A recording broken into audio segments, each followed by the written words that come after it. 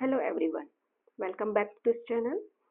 तो हम एक्सरसाइज कर रहे थे 11.2 जो कि हमारी कंप्लीट हो चुकी है।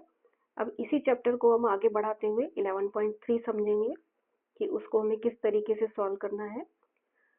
तो इसको समझाने से पहले एक बार आपको इस चैप्टर की जो समरी ये दे रखा है, इसको आपको क्या करना है, रीड करना है। पहले एक बार आप अपने लेवल पे आप इसको रीड कर लीजिए। तो जितना आपको समझ में आता है ठीक है, नहीं तो उसके बाद जब मैं समझाऊंगी तो आपके डाउट्स क्लियर होते चले जाएंगे। इसलिए मेरी आपसे रिक्वेस्ट है कि आप इसको एक बार रीड जरूर करें। इसको वीडियो को पॉज करके आप इसको रीड कर लीजिए। तो देखिए, अब मैं आपको समझाती हूँ। देखिए 11.3 का टॉपिक है लंबवृत्तीय शंकु का आयतन। ठीक है, देखिए लंबवृत्तीय शंकु हमने 11.1 में समझा था कि लंबवृत्तीय शंकु होता क्या है। ठीक है, देखिए लंबवृत्तीय शंकु एक बार मैं आपको फिर बता देती हूँ कि ये जो शंकु आपको दे रखा है, इसका जो इसका शीर्ष होता है, ये जो शीर्ष है उससे इसके आधार जो एक वृत्त होता है उसके केंद्र को यदि हम मिलाएं तो आपको पता है ये इसकी हाइट हो जाती है, ये इसकी ऊंचाई हो जाती है। तो ये क्या है, एक समकोण त्रिभुज बनाना चाहिए। ठीक है, आया आपको समझ में? ये एक समकोण त्रिभुज यदि बनेगा तो उसको हम बोलते हैं लंबवृत्तीय शंकु। ठीक है, अब देखिए लंबवृत्तीय शंकु हम समझ चुके हैं। इसके बाद आप समझिए कि आयतन किसको बोलते हैं हम। ठीक है, हाँ अब देखिए आयतन किसे बोलते हैं हम। आयतन क्या होता है, एक बर्तन, जो भी बर्तन होता है उसमें कितना सामान आ सकता है, कितना सामान उसमें हम डाल सकते हैं, वो उसका क्या कहलाता है, आयतन कहलाता है।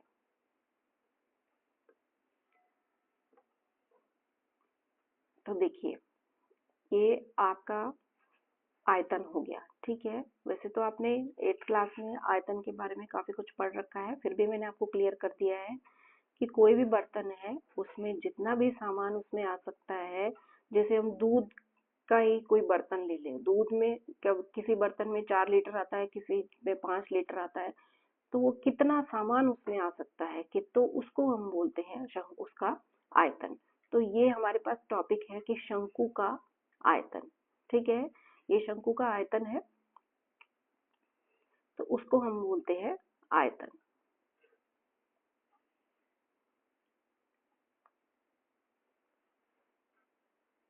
हाँ जी, तो आगे चलते हैं हम। देखिए इसमें बहुत अच्छे से लिखा हुआ है कि शंकु को यदि रेत से एक बार ऊपर तक भरिए। ये देखिए शंकु जो होता है उसको यदि हम इस रेत से ये देखिए शंकु को रेत से ऊपर तक भरिए, इस रेत को बेलन में डाल दीजिए। अब देखते हैं, अब इसने क्या कर रखा है, इसने आपको शंकु का आयतन मैंने बता दिया कि जितना सामान उसमें आ सकता है वो शंकु का आयतन कहलाता है। ठीक है, अब इसने क्या कर रखा है, इसमें आपकी इस बुक में आपको क्या कर रखा है, बेलन से इसका कंपेयर कर रखा है, तुलना कर रखी है कि बेलन का क्या होता है। ठीक है, 8th क्लास में आपने बेलन का आयतन निकाला था, तो ये उससे ही आपको संबंधित है, उसी से। ठीक है, तो इसमें क्या कर रखा है, आपको देखिए शंकु को रेत से एक बार ऊपर भरिए। ठीक है, जो शंकु है उसको आपने रेत से भर लिया और इसी रेत को क्या करना है आपको, उसी के बराबर हाइट का और उसी के बराबर त्रिज्या का एक आपको बेलन दे रखा है, आपको उसमें भर देना है। ठीक है, पहले शंकु को भर देना है, शंकु को किसमें खाली कर देना है, बेलन में खाली कर देना है। ठीक है, अब देखिए हम क्या देखते हैं कि जो बेलन है, बेलन जो है वो पूरा भर जाता है। ठीक है, पूरा भरेगा, पूरा नहीं भरेगा, वो 3 बार में भरेगा। इसका मतलब है कि अगर शंकु को आप 3 बार भर करके उस सिलेंडर में या उस बेलन में भरेंगे तब वो भरेगा। ठीक है, तो तीसरी बार में जाकर के वो भरता है। ये देखिए, अब शंकु को यदि तीसरी बार रेत से भरकर बेलन में डालिए तो हम देखते हैं कि बेलन रेत से क्या है, पूरा भर गया है। अब देखिए बेलन पूरा भर गया है, तो हमने क्या करा कि 3 बार शंकु भर भर के इसमें डाला था तो बेलन में, तब जाके ये बेलन भरा है। फर्स्ट टाइम में इतना सा भरा था, सेकेंड टाइम में यहाँ तक भरा और तीसरे में पूरा भर गया। ठीक है, ये याद रखना कि इसकी जो हाइट है, जो बेलन की जो हाइट है, ये जो हाइट है, हाइट जो आपको दे रखी है और शंकु की जो हाइट दे रखी है वो बराबर है, और आर भी इसके बराबर है और ये आर भी इसके बराबर है। ठीक है, इस तरीके का शंकु आपको इसमें भर के डालना है। ठीक है, तो देखिए क्या करा आपने, 3 बार डाला और वो भर गया। ठीक है, तो देखिए अब इससे हमें क्या रिजल्ट मिलता है कि क्या है, हमने 3 बार डाला। ठीक है, 3 बार डाला, तो देखिए एक बार मैं आपको रीड करके समझा देती हूँ।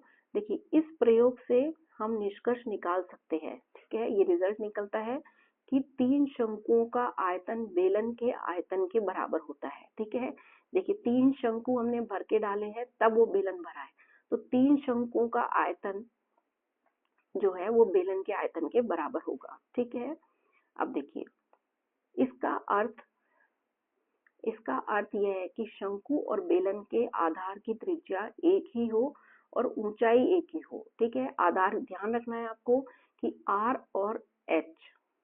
ठीक है, ये शंकु की त्रिज्या होती है, आधार की त्रिज्या होती है, और ये शंकु की ऊंचाई होती है।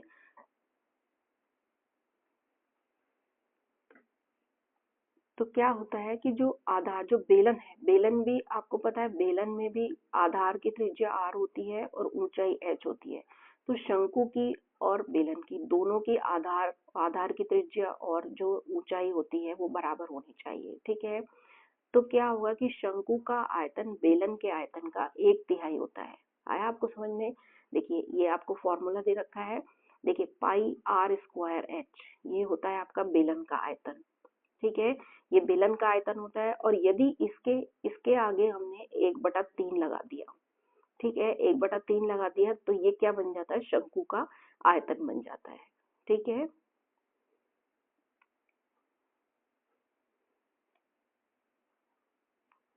ठीक है, तो ये आपके पास आया शंकु का आयतन।